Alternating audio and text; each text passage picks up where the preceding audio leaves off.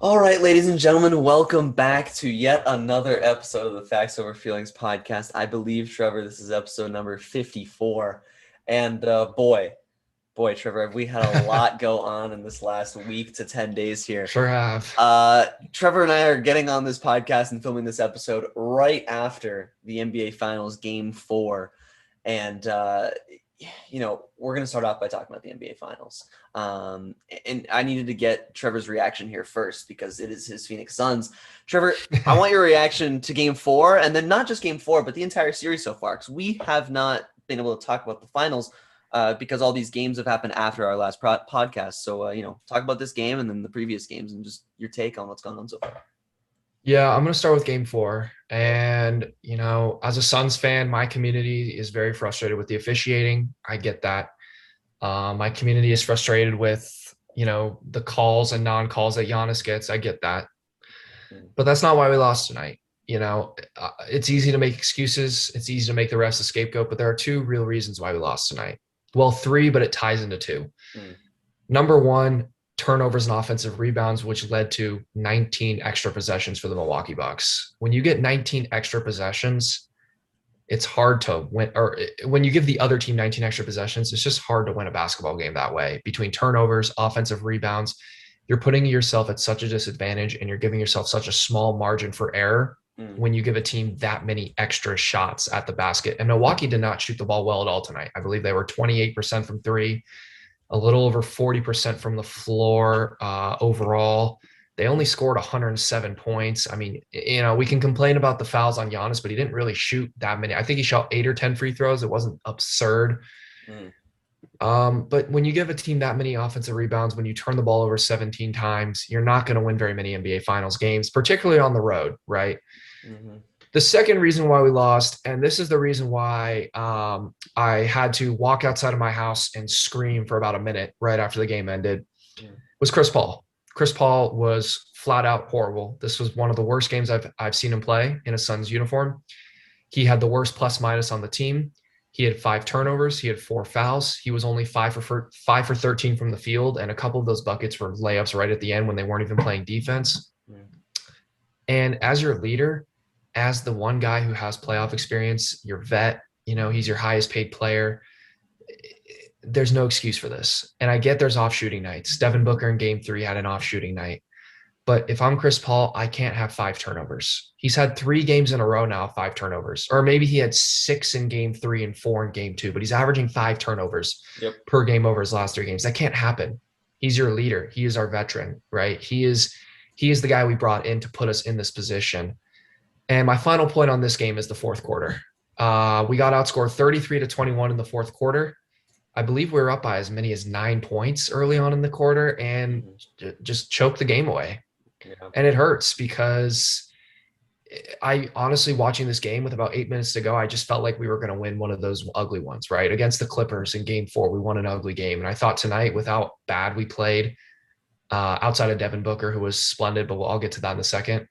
We didn't play well, and yet we had a good chance to win this basketball game and just one too many turnovers, a couple missed calls here and there. There was one on Giannis, actually, that no one's going to talk about. It was on the inbound, and it was 105-101, and Giannis was not fully out of bounds when he inbounded the ball, and it was clear as day. One of his feet was clearly over the line, and they pointed out over replay. And it sucks because, yes, that probably happens multiple times a game where guys just quickly inbound and the refs don't even look to check for that. But in that situation, the Suns were down 4 with about 15 seconds left. They get a bucket, who knows? I mean, that's anyone's game. That was a little frustrating. There was another play where the ball was clearly kicked off of PJ Tucker's foot. Again, another 50-50 ball. And I sound like a little bit of a complaining Suns fan, but those were very critical calls that changed the impact of the game a little bit. But then if, obviously Milwaukee could probably argue that, the same way, on the Devin Booker 6th foul should have easily been his 6th foul. So that's not a fair argument, but I just felt like a lot of 50-50 calls went against us tonight. Everyone's going to remember the Devin Booker one, but I felt like a lot of calls outside of that were theirs. But again, that's not why we lost the game. We lost the game because of possessions. We lost the game because of Chris Paul. We lost the game because of turnovers. Finally, my overall outlook on the series. It's been a great series. There's definitely been some frustrating moments, but look, Milwaukee has a really good team. and they have the best player in this series. Giannis is a top 3 player in the world. I mean, outside probably behind LeBron and Kevin Durant. Mhm. He's been playing like it this series. He had an unbelievable block on DeAndre Ayton at the rim on that recovery on the pick and roll. Ayton was going up for what looked like an easy dunk, and Giannis comes out of nowhere and makes an unbelievable play on the ball that saved 2 points. But this has been a great series. It's 2-2. Milwaukee's not a great road team, and that's something that makes me feel good going into game Yep. 5. But if I'm a Suns fan and I'm a Suns player, it's going to be a long flight home because you really felt like you could have won this game tonight. Trevor, I actually am inclined to agree with most of what you said, just now. I think that I wanted to touch on what you said in regards to why the Suns lost tonight. I think it was actually really good that you said that because not just Suns fans, but fans in general love to, generalize. They love to, take one play and kind of blanket it across the entire game and say, this is why X team lost. And it's just like, I don't like when people do that because you can't go say things like, if this call was the other way, or if, we had the ball here, like minor plays, that are like split second calls in the moment towards the end of the game are typically highlighted by the media, Mm-hmm. right? By the fans, and just kind of put on blast and saying like, this is why a team lost. And I don't like that. I like that you pointed out like a lot of why the Suns like struggled, not just in one possession or one quarter even, but the entire game. And you were exactly right. I really was going to highlight like just second chance points, second chance opportunities. You pointed out, I think the Bucks, you said, had 19 more possessions, or 19 more shot field goals. attempts Yeah, is field goal probably what I could attempts. have worded it. Yeah. Yeah, but I mean, the point stands. I think, Trevor, in game 3, when the Bucks won by 20, right? I think they had at least 20 second chance points in that game. And I believe they They did. outscored the Suns in second chance points by over 20. It was something ridiculous. It I was think, 24-2, I yeah, it think, or was, yeah, something along those lines. exactly. So, like, it's been a theme across both of these losses. And I think, obviously, it's something Monty Williams has seen. I think that's what the Suns have seen. I mean, they have to fix it. The rebounding has to get better. I mean, obviously, DeAndre Ayton has been spectacular on the boards for the most part. And I can criticize 2 or 3 possessions where he should have boxed out better or gotten the board. But I'm not going to do that Mm-hmm. because you can't put all the rebounding on one guy. Right. Right. It's the little players like Pat Connaughton getting 9 rebounds. Right. He's a Right. great rebounder for a guard. PJ Tucker kind of, using his size and strength to get boards over Chris Paul on both sides of the floor. Mm-hmm. So the little things like that are really important. So that's something that I'm glad you pointed that out because I definitely agree with both of those things, the rebounding and just the second chance Mm-hmm. opportunities and the possession and field goal differences. Those are both really good things. In regards to the reffing, the fouling, I think Suns fans have legitimate complaints. I like to mess with my friends who are Suns fans, and say how there are calls that should have gone in Milwaukee's favor. But I mean, in reality, there have been some ridiculous calls that Giannis has gotten. There have been some ridiculous calls that have not been called on Devin Booker and the Suns. So both sides are always going to have complaints. I think as an impartial NBA fan, you can look at these games in the playoffs and be like, how can some of these calls be either called or not called? It's ridiculous, right? These refs, I mean, I just, it really bothers me because Trevor and I have talked about this, and it's like you don't want to complain because it's really, really hard. This is a hard job. Being a referee is a hard job. It's not easy.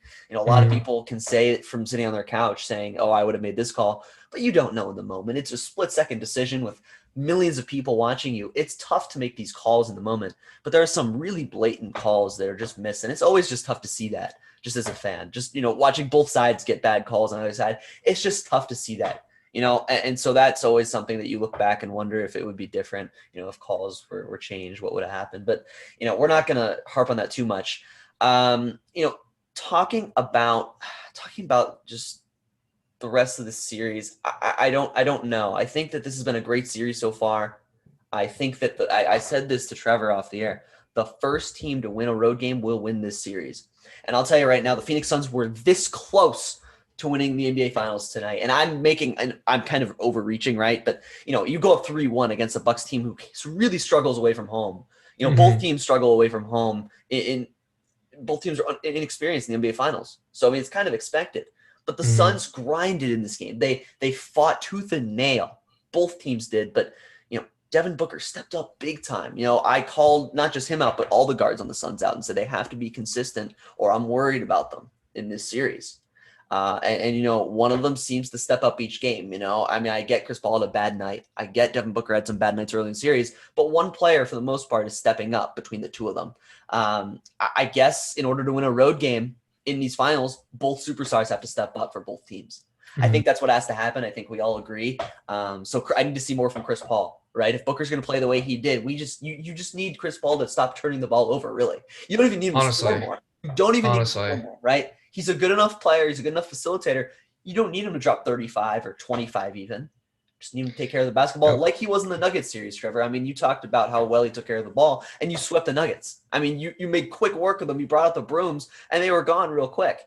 So I think Trevor, and he's had 17 turnovers in 4 games, which is just not the Chris Paul that I saw in the first few series in the playoffs. Yeah. So, I mean, I just wanted to second a lot of your points here and, point out a couple more, but I really agree with what you said. And I think this series has come down to the wire. I still trust my Suns prediction. I still, if I had to bet, would bet on the Suns because they're at home in game 5 and going up 3-2. That's just an inherent advantage, right? That's just an inherent advantage. And if you're up 3-2 going into Milwaukee, I still think the Suns in 6 predictions are a pretty good one, but it's anyone's series at this point. It's 2-2. As an outside fan, it's a great series to watch. These games are close. The series is close, and there's 2 new teams in the finals. So I've really enjoyed it, and there have been some great games. I think that was a pretty solid analysis there. I want to talk a little bit more about Devin Booker tonight. I thought after game 3, he got a lot of heat, a lot of criticism, and deservedly so. He played a really bad game, and tonight showed me a lot about his character and his mental toughness as much as his physical toughness. He came out and carried my Suns tonight. He scored 42 points. No one else had more than 15. And, we had 4 guys in double digits, but 2 of them only scored 10, right? So it felt like Devin Booker did everything he could tonight. I thought he was spectacular. He did have 4 turnovers, which isn't great. Chris Paul had 5. So our 2 guards who need to take care of the ball, 9 turnovers. I don't like that. But I think that stems from both of them trying to do too much. And I think we need them. We need Paul and Booker to trust their teammates. I get Bridges has not been great this series. Crowder has been up and down, but I feel like Crowder actually played a pretty good game tonight.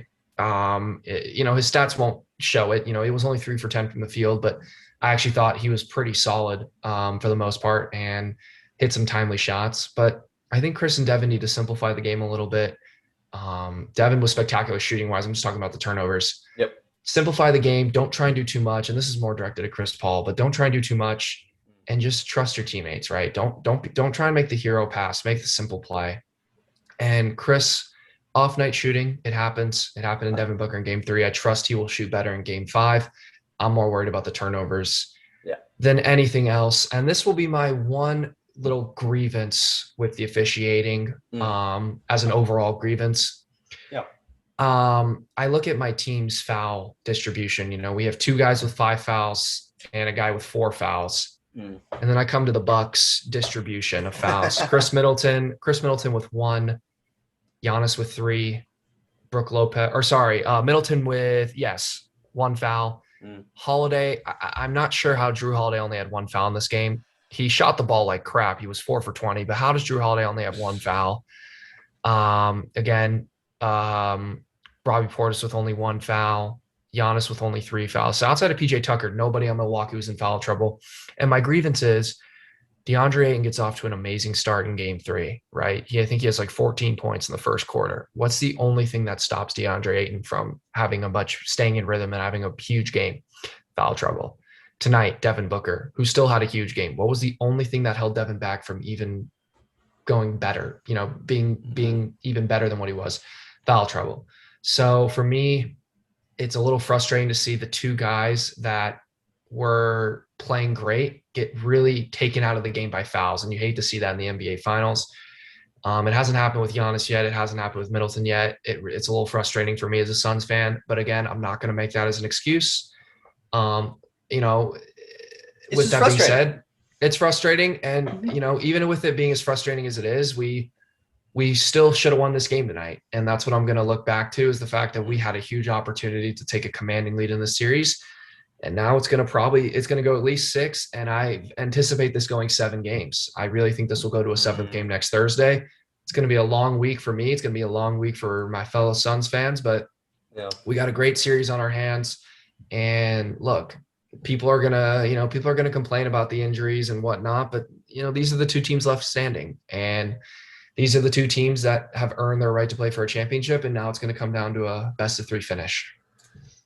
Yeah, Trevor, look, I mean, I have a few other things to say about this. I mean, I wanted to talk about Drew Holiday. I'm glad you mentioned him because, Trevor, look, I've said it, and I think a lot of people in the media have said it. He's a very strange player where he's an all-star level player in the regular season, and then come playoff time, a guy who really hasn't made it very far in his career in the playoffs, comes into the playoffs and can't shoot away from home. And that's all well and good. But then you go home and you play 43 minutes, you shoot 4 for 20 from the field.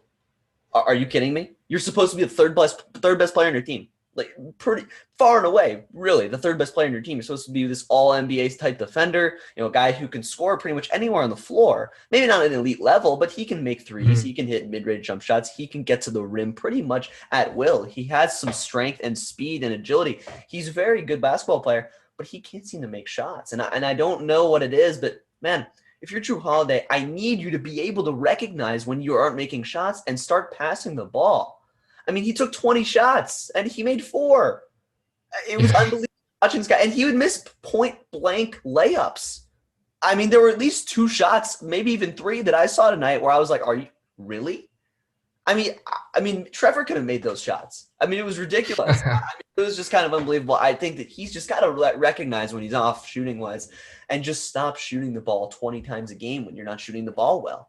And then, look, coming to the foul trouble that Ayton got into, I think it's a tough situation because what is Ayton supposed to do defending DeAndre Ayton? I mean, what do you want him to do? I don't know. Or just I agree. When he's defending DeAndre. I agree. Yeah, I don't know what to do. But here's the thing.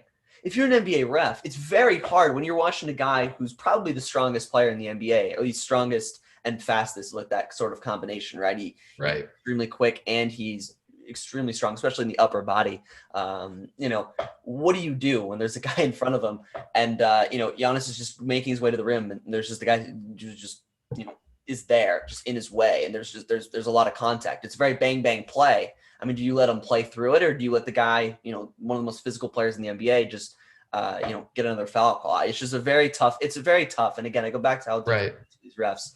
But it's tough for the refs and the players because I get Ayton's frustration and the team's frustration. It's like, how do you want me to defend this guy? But then it's like with the refs, how can you tell, with someone as physical as Giannis, when he actually gets fouled? It's the same thing with LeBron, particularly in his years past when he was even more physical. It was like he gets hit or he initiates contact almost every play. But it's like, when do you call the foul? Because he's one of the strongest players in the NBA, and he makes it look easy. So it's very, very difficult, and a lot of people complain on both sides, right? They deserve more foul calls or they should get less foul calls. So it's just a tough situation. And then with Booker, it was just tough seeing him tonight. I mean, look, here's the thing. Trevor's right. The media is going to run with that narrative of, Booker should have fouled out. Booker had 7 fouls. Booker had 8 fouls tonight is what people are going to say. But here's the thing, like Trevor can point to at least two, probably 3 instances where, Booker he didn't deserve the foul or it was off someone else's leg or someone else's foot, right? And it wasn't off of Booker, so I just think that everyone's going to point fingers at each other. And I think it's just kind of a waste of time, in my opinion. So I want to focus on the real, overarching issues and themes of these games like Trevor did at the start of this instead of just focusing on the fouls. And I'll say it again. I appreciate, Trevor acknowledging that and mentioning that, but, I just want to talk about it for a second. No, for sure. I'm glad you brought it up. I want to bring up one more thing about this and I'm going to leave this on a positive note, Ryan. Okay. Suns fans, I'm talking to you here. This series is far from over, right? Milwaukee did what they had to do to stay in this series. They needed both of these games at home. And they did. Give them credit. They played slightly better than us. They made 1 or 2 extra plays down the stretch tonight that won them the game. But now we're coming home. We're coming back to the desert for a game 5 on Saturday night. We're going to get 2 full days to let this one go and prepare for the next one. I believe that Chris, and I trust that Chris will play much better in game 6. Yeah. Devin Booker might not shoot the ball as well as he did tonight, but I trust that game 5, but Devin Booker will be ready to play. Yep. And we're coming home. And let's not forget that 2 of these last 3 games will be played at our house if necessary. And it's 2-2 in the NBA Finals. If you would have told me we're going to be in a best-of-3 series to win a world championship at the beginning of the season, I would have said, where do I sign? And I'm still very happy with where we're at position-wise. This was going to be a very tough series. I know a lot of people were running with the Suns in 4 narrative because of the Suns in 4 guy. And, we went up 2-0 in the NBA Finals, but this is a tough series. Milwaukee is a very good basketball team. And people say, well, they don't have any finals experience. They have a lot of playoff experience, right? This team has been together 3 or 4 years in a row now where they've come up just short, right? They lose to Boston in the first round. Then they lose to Toronto in the Eastern Conference Finals. Then they lose to Miami in the Eastern Conference semifinals. And now they come back this year and they've earned their way to the finals, and they're not going to be an easy out. But with that being said, we're coming home for game 5. Let's just focus on game 5. It's going to be hard, but you got to put this one out of your memory and move on to the next one. Yeah, no, 100%. And both these teams have made it all the way to the NBA Finals, so you got to have a level of mental fortitude to make it here because, no matter how many games you won or lost, it's not easy winning 3 series in a row and making it to the NBA Finals. So I trust that the Suns will be able to put this out of their heads and, get focused for game 5. And I trust the Bucks will be ready for game 5 as well. I think it's going to be another good game. I think it's going to be a great series. And we'll see what happens. But Trevor, I want to ask you one last question before we move on. Your initial prediction, right, was it Suns in 7 or was it Suns in 6?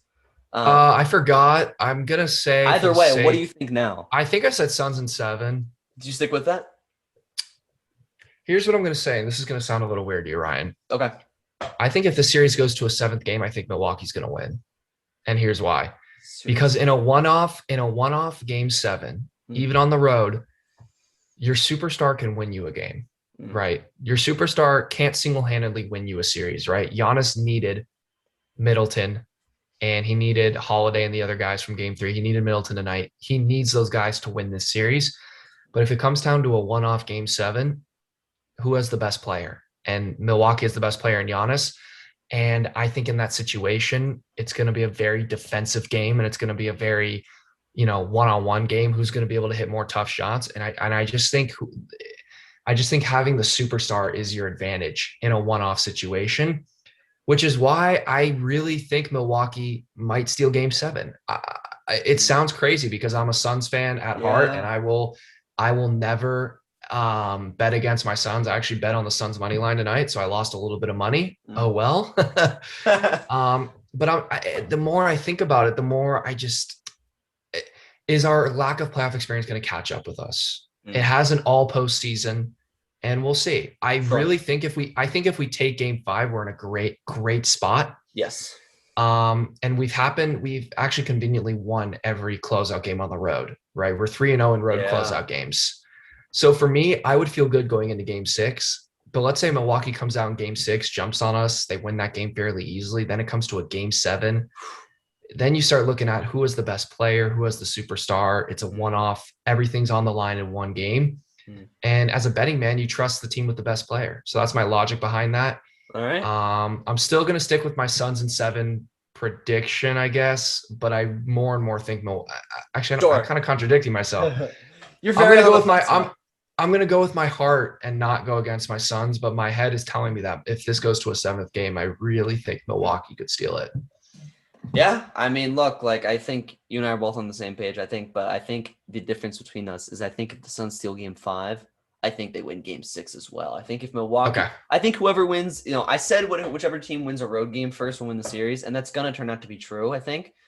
But also I think whoever wins game 5, I really think whoever's going to win game 5 wins the series. I just do. I really think that if the Bucks win game 5, I don't see them losing 2 in a row, and especially one game at home. And then if the Suns win game 5, I don't see Milwaukee being able to steal 2 games in a row from the Phoenix Suns. So it'll be really interesting. I think it's all going to come down to game 5, in my opinion. But Trevor, we will see what happens. It'll definitely be an interesting last 3 games in these NBA Finals. And Trevor, they're going to lead straight up to, I think, the NBA draft, correct? Which will be right around 29th is the draft. It is of July. So I think it's 15 days from right now. Is the NBA draft. So I think it's 2 Thursdays from tomorrow. So it'll be very interesting. I'm really excited for that. As a Cavs fan, obviously, I have to look forward to that. But Trevor, we wanted to move on and talk about a couple other, just things in the NBA news, because obviously the NBA is the hot thing right now with the finals and the draft and free agency right around the corner. And I think we wanted to talk about just, I think, a rumor that some of us have heard being floated around, or something that we wanted to discuss and kind of think about, which was Kyle Lowry. And I know I mentioned him, I think, Trevor, was it just last podcast? I think it was, talking about Kyle Lowry and a potential move to the Chicago Bulls. That seems kind of far-fetched, right? Because the Bulls aren't that good of a team, and he probably wants to win now. But a place where he could win now is the Los Angeles Lakers. And I think, Trevor, I wanted to ask you, could the Lakers get this done? Would they have to do a sign-in trade? Would he have to sign for the vet minimum? And would he fit with a LeBron and AD team? He would fit very well with the LeBron and AD team, 100%. I think he takes a lot of pressure off of LeBron having to be the primary ball handler and the the killer instinct aggressive LeBron. I feel like that's going to be a weight off of his shoulders. And the Lakers can absolutely get this done. They have so many guys that are free agents this year. This entire Lakers team could be blown up outside of LeBron and Anthony Davis. Yep. And there could be a completely new set of 10 guys, right? I don't think that's going to happen. They're going to bring some guys back, but they have so many free agents, so many rumors of them maybe getting a Kyle Lowry or a DeMar DeRozan or someone else. And this would make them scary. I mean, you add Kyle Lowry to LeBron and Anthony Davis, and I get LeBron's older, but he's still LeBron, and Anthony Davis is, I think, 29? Adding a third all-star caliber player would be dangerous. He's an excellent defender. He's a good shooter. He's not a great shooter, but he's a very good shooter. He does a lot of the little things too. He's a hustle guy. He's a vocal leader. He led the NBA in charges, I believe, a couple times when he was in Toronto. So he would be a guy that I think the Lakers would love to have on their team. I think LeBron would love to have him on the Lakers. And Lowry is on the wrong side of 30. Yep. Toronto doesn't seem to be going in the direction of winning a championship anytime soon, right? Kawhi Leonard's gone. Gasol's gone. Danny Green's gone. They've lost a lot of guys. Yep. They have a couple nice young players. I mean, they have Siakam and they have Van Vliet, but they don't seem to be a team that can contend in the next year or two. And if you add Kyle Lowry to the Lakers, I would say they're the betting favorites to win the West next year. And I think he'd be a huge addition for them. I think he fits them great. And I don't know what you would have to give up. I don't think you'd have to give up too much, just considering the situation Toronto's in and what the Lakers have in terms of guys who will be free agents. Sure. And the salary cap and all that stuff. I really do feel like the Lakers could construct something here to get Lowry. I definitely agree with you. I think that, he might have to take a pay cut. I don't know how sign and trade would work. I don't know if they could get the salaries to match. But even if they could, I don't know if Toronto would really be willing to help Lowry go to the Lakers. So I think that he'd probably have to take some sort of pay cut. But I mean, at this stage of his career, what does Kyle Lowry want to do? I mean, he could take the biggest salary possible, go to a middle of the road team, make a low end playoff seed, and not win a title. Or he could take a pay cut, a significant pay cut, and go play with probably the best team in the West when healthy in the Los Angeles Lakers. And Trevor's right. They could have an entirely different roster outside of LeBron and AD next year. I think they will, actually. I think they'll bring Horton Tucker back. I don't think Caruso's coming back. They have KCP, a handful of other back-end bench players, but they're going to retool this roster. I don't think they keep Dennis Schroeder. I think that you're right. I think Lowry is actually kind of the path they're going down, probably a cheaper guy who would be willing to take a pay cut because he's a veteran, right? And he's going to ring chase at this stage of his career. I think 33 years of age. So I agree with you that he could definitely go there, and it's definitely the fits there because, he's a leader. And if you have a leader along with LeBron James, I think that you just add more leadership to the locker room, and that's never a bad thing.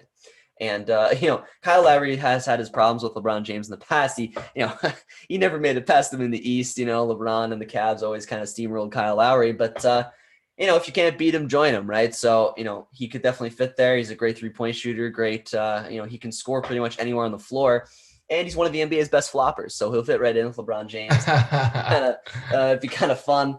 But in all seriousness, I think it would definitely fit just really due to the leadership aspect and his ability to score anyone on the floor would help take the pressure off LeBron. You're definitely right. And at his stage in his career, Trevor, LeBron, I don't think can quite be asked to do everything he was asked to do, prior to this past year. I think that he needs to, be able to take some possessions off even in the playoffs, Trevor, and take a few minutes on the bench even in the playoffs, and that's kind of the reality with LeBron at this point. But, if you want him at his best, that's what you're going to have to accept if you're a Lakers fan and, Frank Vogel. So I think it would fit. It would be an interesting decision, and we'll see if Lowry takes the pay cut. But, we'll see what happens there. I don't know if you have any other thoughts on it, but if not, we can talk about something else. All I'm gonna say is, please don't make this happen as a Suns fan.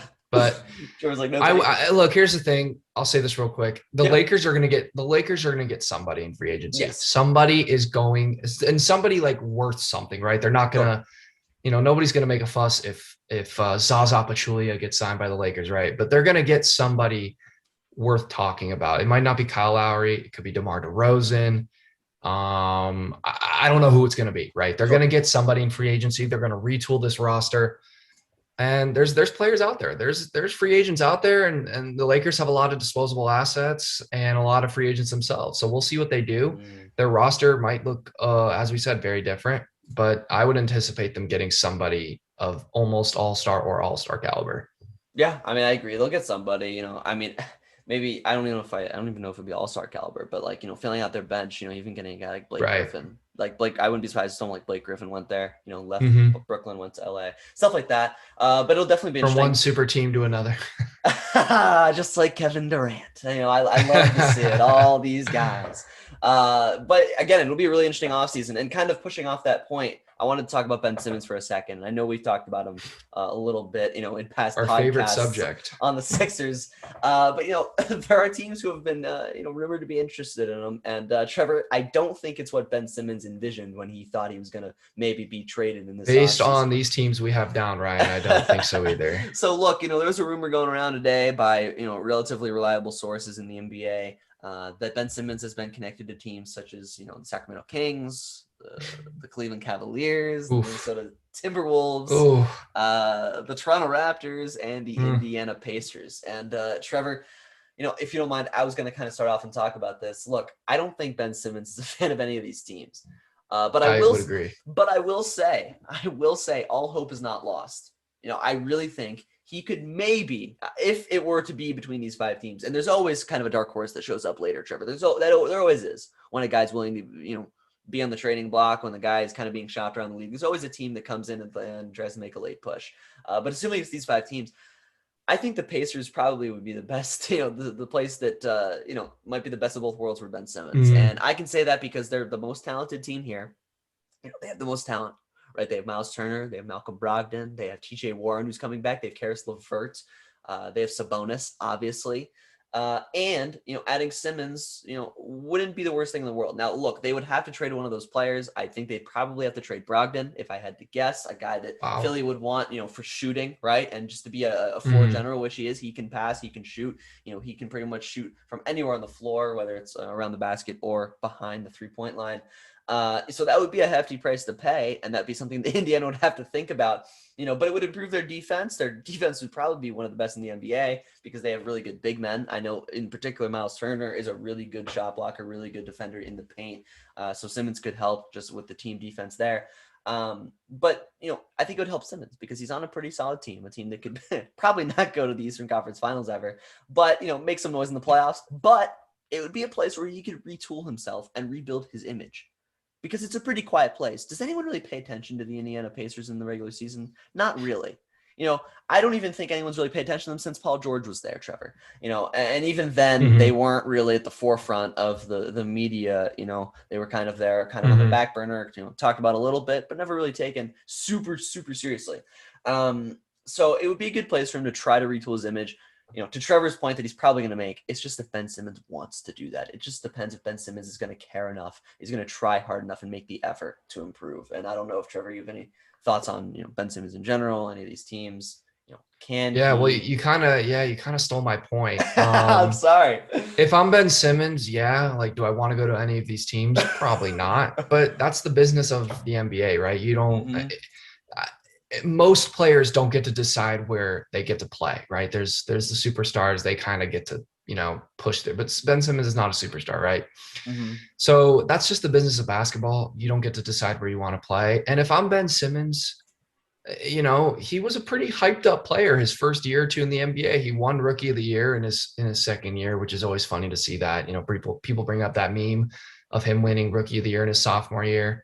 But he was really promising, and a lot of people were like, "Yeah, it's his second year. He'll develop the shot. He'll develop a 3-point shot. He'll develop a mid. He'll develop. Give him time." And then the third year, we're waiting. It'll happen, right? It'll happen. Yeah, And then we get to his fourth year. I think is this his fourth or fifth year? I forget. I think it's his fourth season this season. at least it might be his fifth. I Fourth can. or fifth season. It might be his fourth year playing, fifth season overall. One of the two. Oh, you're right. Anyways, there's still no jump shot. There's no development in his game.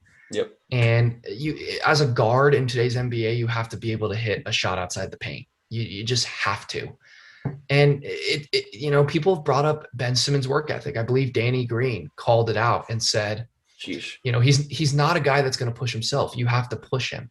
And then Stephen A. Smith, went on national TV and said that and I'm sure he has trusted sources, right? Everybody knows who Stephen A. Smith is. He goes on TV and says Ben Simmons is babied. He's surrounded by yes men. He's surrounded by people that tell him, what he wants to hear and doesn't tell him what he needs to actually do to better himself as a basketball player. And for me, that's where it starts, right? Any of these teams, could benefit from using a Ben Simmons, but it starts with Ben Simmons. If he wants to put in the work, if he wants to develop a shot, if he wants to become a real NBA all-star caliber player, it's going to start with him because he has the physical gifts. He has incredible size, incredible speed. He's an excellent ball handler. As Ryan mentioned, he's already a really good defender as well. Mm-hmm. Now he needs to retool his offensive game. He needs to retool his mindset. And I think a small market would help, right? Going to a team that doesn't have a ton of national media pressure like the Lakers or the Knicks or Brooklyn or Philadelphia to a slightly lesser extent. Yeah. And you're right. This would be an opportunity for him to retool his image. Here's my only thing. If I'm the Kings, who am I going to give up to get Ben Simmons? Like, who would Philadelphia realistically take off your team? Would you be willing to give up De'Aaron Fox? I would say no way in hell. Would you be willing to give up Buddy Hield? I would say probably not. So I don't know what the Kings can offer Philadelphia other than draft picks. They do have a pretty high draft pick. The Cavaliers have a couple interesting guards. They can definitely offer Philadelphia something. But if I'm Cleveland, well, you know what? Actually, this does make sense. I think this would make sense because Cleveland kind of needs a bigger defensive guard. Their two guards they have are offensively gifted, but liabilities on defense, and they're both very small. So having a big defensive guard like Simmons could benefit them. Yeah. Minnesota, same thing, right? Based on what Philadelphia is looking for, will they be able to give away Josh Okogie? See, I don't think they would give away D'Angelo Russell. That's the issue. Yeah. Toronto, again, who are you going to give up? Are you going to give up, Anunoby and Gary Trent? Because I don't see them giving up Van Vliet either. Yeah. So I don't know. I don't know what these teams would give up to get Ben Simmons. And if they do get Ben Simmons, they're taking a huge risk because you're taking a chance on a guy that a lot of people question his work ethic. And that's one of the worst things for an NBA team when you're trading for a player, for that to be a question. So yeah, those are my thoughts on it. But again, it starts with Ben Simmons. That's my point. Yeah, and we can move on in just a second, but I agree. And here's the thing, Trevor. Here's the issue: is the Sixers are really trying to sell him at his low point, right? And they're kind of asking for they're asking for value that's above his low point, right? They're asking for value like it's after his second season, a guy who's playing really well in every aspect except for like the jump shot, right? Mm-hmm. And that's kind of not the reality anymore. You're right. He just finished his fourth season, his fifth season, if you include his rookie year where he missed the whole year due to injury. It's just tough because they're asking for an all-star and no one's going to give you an all-star for a guy who couldn't shoot free throws when it mattered, couldn't score when it mattered, seemed afraid to shoot, make a basket in front of the rim in one of the biggest games of his career. No one's going to give you an all-star for that. At least they shouldn't. And I think that's what Philly's realizing right now. And I think that I wouldn't be surprised if they traded him around draft time because trading him in this loaded draft might be their best way to go. And I think that It would be really interesting to see where he could go, see what he could go for. But I wouldn't be surprised if a team gave them a middle tier, mid-round first for Ben Simmons. Because I think the Philly's going to realize they don't really have much else they could get for him. And I think they know the draft's loaded, and they probably want to, cut their losses. We'll see. I don't know if they're going to hold on to him. I don't think they should. But the problem is they're selling him at a low point. So we'll see what they can get for him. I don't think they're going to get an all-star. But unfortunately, the Cavs might be dumb enough to give up Colin Sexton for him. So we'll see what happens. I hope we don't do that. But if we do, I'm going to be a Ben Simmons fan. So that'll be exciting. But Trevor, with that, we can move on to our final topic, which is something that Trevor and I wanted to talk about because it was surprising. And that's Team USA, Trevor. Kind of exhibition games before the Olympics. Sure, Middleton, Holiday, and Booker aren't there yet. Your boy Darius Garland, though, he's playing. Hey, Darius Garland's getting more minutes every game, and let me tell you, they started winning as soon as they played him more. So who knows? And now that Bradley Beal's out due to health and safety protocols, who knows? Maybe Darius will be, getting some good bench minutes. But regardless, Trevor, Team USA lost their first 2 games. I mean, they beat Argentina just the other night. That they lost to what was it? Australia and who was the other team? Trevor, I don't actually. Nigeria. Yeah, they lost. Wow, they lost to Nigeria as well. So I don't know, Trevor. Thoughts on this? Like, why are they losing? Is it just lack of team chemistry? Is it just lack of caring? Like, what is it? There's several reasons. First, I want to give these countries credit. Yeah, Nigeria, Australia. But particularly Nigeria, because Nigeria was a team a few years back that lost by 84 points to a U.S. men's team. 84 points. Let that sink in for a second. 84 points. I'll say it one more time, just in case you didn't hear me clearly.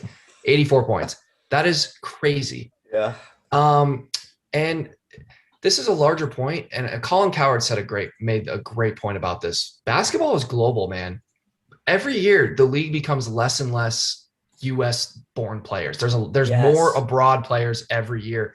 And let's think about who won awards this year. Who was the MVP? Serbian. Defensive Player of the Year. French player. Who's the best young player in the game? Slovenian, right? So these international teams are getting better. Nigeria has 4 NBA players. Australia has 5 or 6 NBA players. Right? These teams are not bad anymore. With that being said, there's still a lot of them are bench to role players, but they're still NBA players. And when they've been practicing together now for a few weeks, the U.S. team doesn't even have their full team. They're missing 3 guys who are all playing in the NBA finals right now. So the U.S. only has 9 of their 12 players, and they've only been practicing together for a few days. These losses are going to happen. So let's pump the brakes, though. With that being said, let's pump the brakes. They're exhibition games, right? I'm not going to say the U.S. isn't trying, but I think the U.S. team will kick it up a gear in the Olympics, right? They're still far and away more talented than these teams. Yeah. Let's not lose sight here of they're just exhibition games. The rest of the world's getting better. This is not going to be an easy road. I still think the U.S. team will win gold this summer. But this will not be an easy road. They're going to probably win a couple of tough games, particularly in the medal round, in the semifinals and finals. They're gonna have to grind out some wins. And my final point I want to make is for guys who play for Team USA, winning a gold medal is not the end all be all, right? Winning a gold medal does not matter to them as much as it matters to players from other countries, right?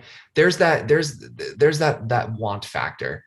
And a perfect example is Luka Doncic. They asked Luka Doncic point blank, and this could be, his answer because he's playing for Slovenia at the time.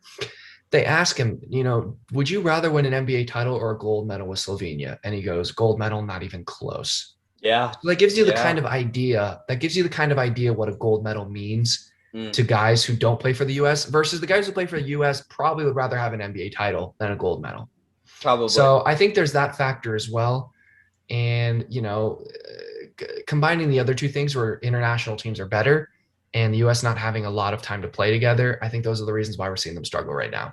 Yeah, I really, really like your point talking about how the international players have gotten better because it's 100% true. And I was actually talking with my family about this just a couple of days ago.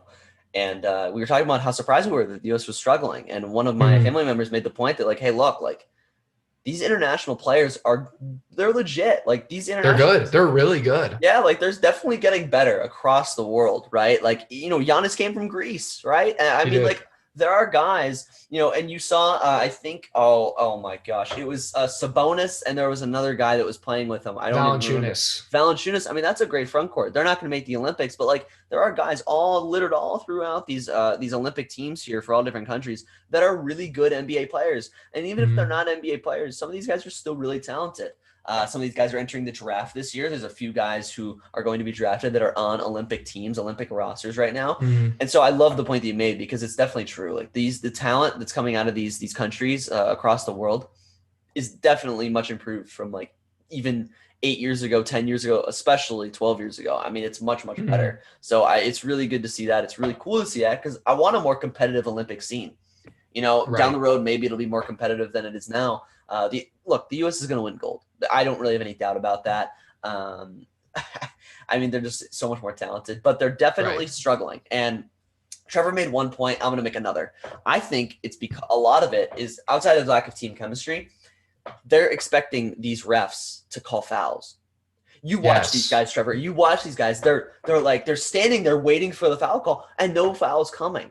I watched half a dozen instances of it just in this last game that they ended up actually winning. But like Bam Adebayo's standing there waiting for a call. Jason Tatum's waiting for Bradley Beal, all waiting for calls that never came. And let me just tell you, these refs, I think they're doing a much better job than the NBA refs. They're much stricter. They let them play harder. They let them fight through contact more. And I love to see it. And it just shows you how soft these NBA players have gotten. Luka Doncic said it. I don't know if he said it since he joined the NBA or like right when he just got to the NBA, but he said, look, like it's a lot harder to score overseas than it is in the NBA. He said, I can get to the line so easily in the NBA. It's a joke. He's like, I can score 30 easily. He said, I can get free throws easily. Internationally, he said it's much, much harder to score. And I can clearly see it watching these games, even just watching small highlights, you can tell like they're just not getting the calls that they're used to getting. And so I love to see it. It's kind of a little bit of an awakening for these NBA players. Like, wait a minute, like the rest of the world doesn't play like this. And Trevor, I wonder if these NBA players keep getting soft, especially if it goes down to the collegiate level, like if these international players eventually will, eventually surpass them in terms of like offensive ability, maybe at least on an elite level, like, 5-10 years down the road. I mean, you already see it.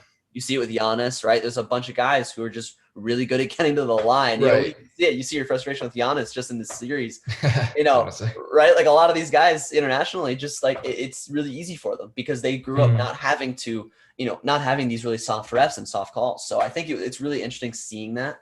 And it's something that like I didn't really see, and I was a lot younger, but I didn't really see back when the U.S. played in 2012 in the Olympics, right? So I think it's even a change from then. So I find that really interesting. But look, the U.S. is still going to win gold, but it's definitely been more surprising than I initially thought. Yeah, I'll say one more thing about this. I think we could definitely see in the next few years, and maybe in the next Olympics or two, where the best players. Some of the best players might not be on the U.S. anymore, but the issue is a lot of these countries can only come with one or two players that are elite. The depth of U.S. basketball is still there, and that's just partially because, the best leagues in the world are here and the best colleges and whatnot. So there's still the depth for the U.S. that they're able to put together a super team of 10 or 12 of the best players in the world, but a lot of these international countries in a few years are going to have one or two elite players on their team. I look at Serbia, right? They have both the Bogdanovic brothers, and they didn't have Jokic this year because Jokic wanted to rest. So that team could have been pretty formidable. Australia has a lot of good NBA players. France has a lot of good NBA players. Slovenia has Luka Doncic. So it's definitely more spread out across the board. Even Nigeria, they have 4 or 5 NBA players, as I mentioned. So it's a lot more spread out across the board. But the tough part for these countries is, will they be able to match the depth of the United States? But the top end talent's going to be there very soon.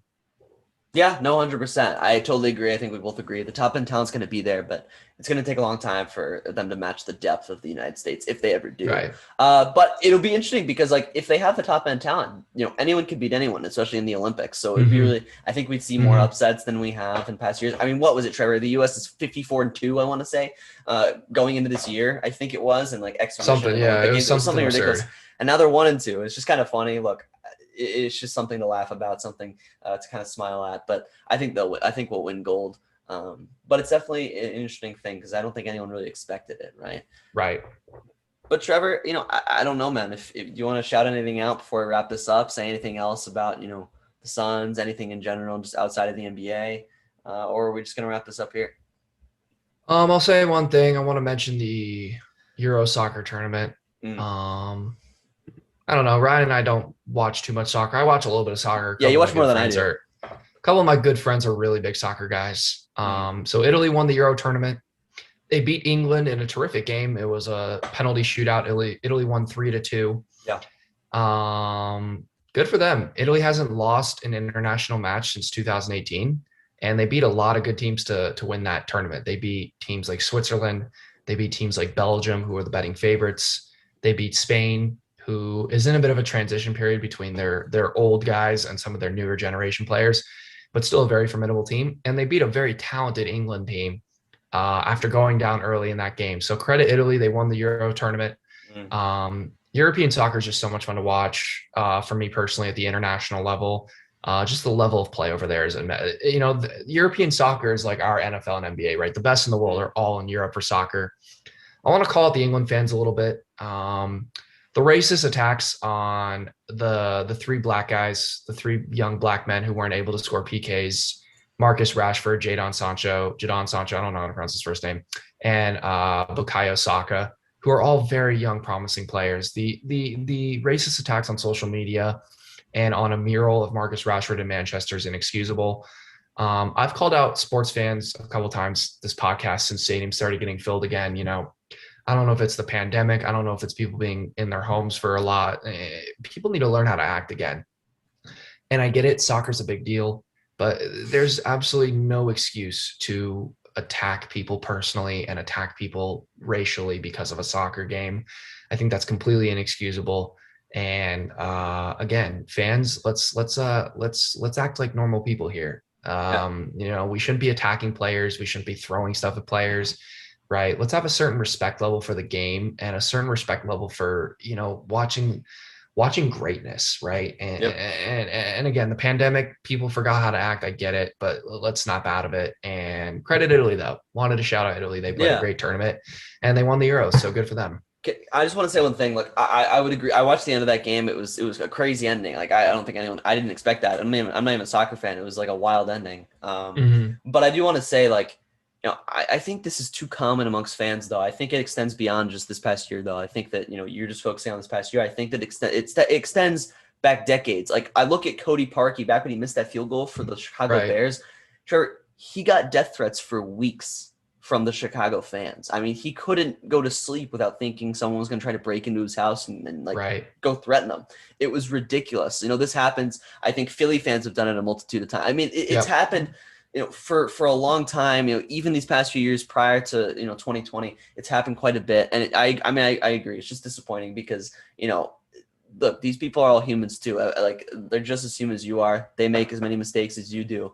And I know everyone cares. I know everyone's passionate about it, but how do you think the players feel? How do you think they feel when they miss those shots or miss, a field goal or miss a 3-point opportunity? How do you think they feel? So yeah, I agree with you, but it's extended far beyond just this past year. And I just think it's important. I think it's good to recognize that. And hopefully everyone learns from that and hopefully, it happens less and less, but I'm glad you pointed that out. But what a crazy ending, again, like I'm not even a soccer fan, but it was a great, for them to miss 3 straight penalty kicks. I feel like Trevor, I feel like that doesn't happen very often. I don't know if you can tell me how. No, I 3 like straight no. No. Yeah, I feel like that's pretty rare. But Trevor, we can wrap it up there. We can end this podcast here. And Trevor, I don't know. We'll be back next week. I think we'll be through at least 5. We'll be through 6 games, Trevor. Right? I think. When is Game 6? Is it? I want to say Game 6 is Tuesday. Next Tuesday. Okay, so it might happen either right before or right after the podcast. Probably right after. But we will definitely have more to talk about, and it'll be an interesting series. And then we'll definitely talk about NBA free agency and the draft coming up, and then NFL training camp begins soon. So we will talk about that coming up shortly. But we hope everyone enjoyed. And Suns fans, don't lose faith. We're okay. Yes, the Suns can still win this series. It can still happen. Anything can happen. It's 2-2. It is not over. But we'll be back next week with my podcast, and see you all then.